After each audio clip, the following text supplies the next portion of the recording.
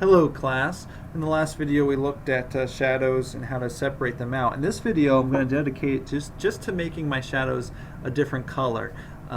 Most typically people use black nowadays because that's what photoreal renderings do. You don't even have any control over it. But back in the day people would make shadows different colors to try to be more expressive about their drawings. So for example, if you look outside, shadows can appear certain times of day, typically either blues or purples. And that's because the sun, if it's really being yellow and orange, it's not that the shadow is that color, it's just your eye and your brain sort of perceive it as a color in reference to the light that's bouncing around it.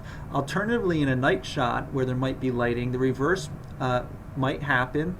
If the lighting is on the blue side, or if you have sort of yellowy lights or other things, the same thing might happen where the shadows become blue, right? So it's really interesting, just as sort of a side note, my son, who's currently 5, but you know, when I've been trying to play with the shadow trick for a while before he was even born, but now he goes around, he's like, oh, look at the shadow. He like sees the world in these colors that I sort of had forgotten as an adult, and really sort of helps me make drawings. He's like, look at this blue shadow, or look at this yellow shadow, or why is my shadow not blue today? Why is it yellow? And he sees colors in the world, and I don't know what it is, but you can accentuate them once you know what you're looking for through a child's eyes, and do this. So the reason why we separate out the shadows was so that one reason is so we can do various things to it, one of them being making it a color. So we're going to have to do a few different steps to make this happen. The first thing I'm going to do is I'm going to make a new layer. Actually, the first thing I'll really do is I'm going to make a new group, because ultimately I am going to need a group. So I'm going to make this button, I'm going to call it group 1, I'm just going to call it shadow group. And I'm going to click and hold my shadows and drag this in here. What a group is just a collection of layers. Right now I just have one layer in it, but I'm going to want a second layer, so I'm going to make a new layer. I'm going to call this color, because this is the layer that's going to contain my color. And I'm going to pull this down below my shadow, so my shadow layer is on top of my color. They're both in the shadow layer, and then this layer will control everything, and we'll see this, we'll use this to our advantage here. And the reason partially why I'm doing this is because if we need to re-render the architecture, I can just replace the shadow layer, but my color work will stay the same and will be reabsorbed by any edits I do in the future. So that's one reason for separating it into 2 layers in a group. I also think it's sort of easier.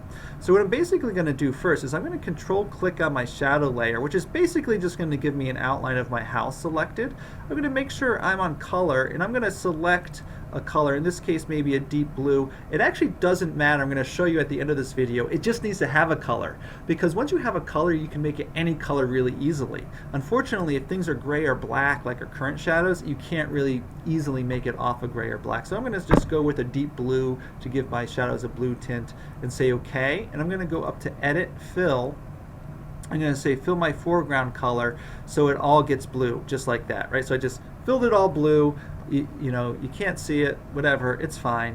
What I'm going to do just for demonstration purposes, why don't I turn off my materials in my model and even my background layer so we can see what's going to be happening here. So basically I have got a solid blue object with shadows on top of that.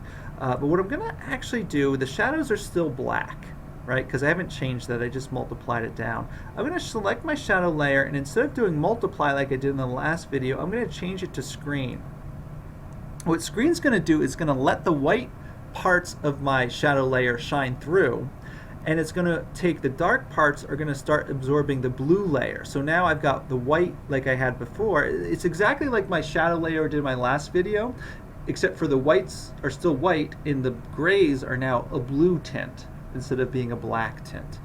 Some other screening mode or some other blending modes also work pretty well, some to lesser degrees, and it's really about based on look and what you're trying to achieve.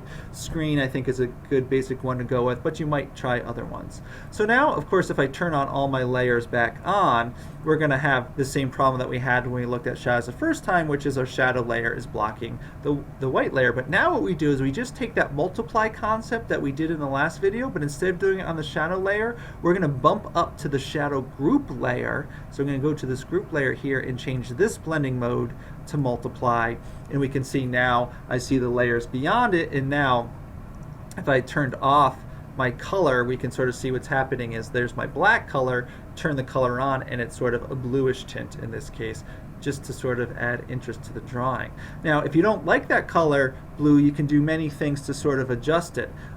You can come up to Image, and you can go to Adjust, and you can go to Hue Saturation. I find is a good place to go, because what I can control is just the color here. So I can change the color. Maybe I want purple shadows, so I just shift it this way. If I want sort of green shadows, I don't know why you would, but maybe you would in a certain rendering, you can. If you want yellow shadows, you just simply slide to scale. Red shadows, so on and so forth. So maybe I'll just, for the sake of it, pull mine slightly closer to purple. You can also change, how dark they are here. So as I slide this more this way, it becomes more black. As I slide it this way, it'll become lighter.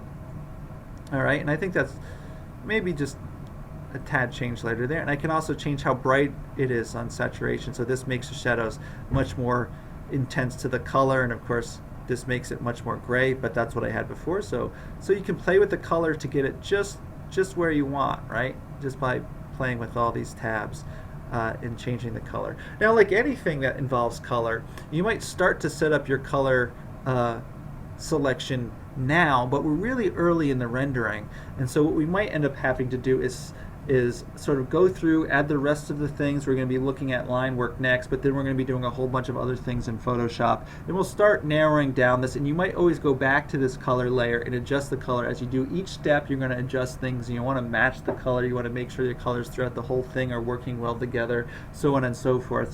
So don't be afraid to come back to this layer, adjust the transparencies, adjust the brightnesses, adjust all those things we've looked at to get the shadows to read what you want. And as you can see, the goal of all of this was really ultimately to have control of the shadow layer, and I do now have as much control as I really could ever want. So we'll continue to pick up and look at some other tricks in the next video.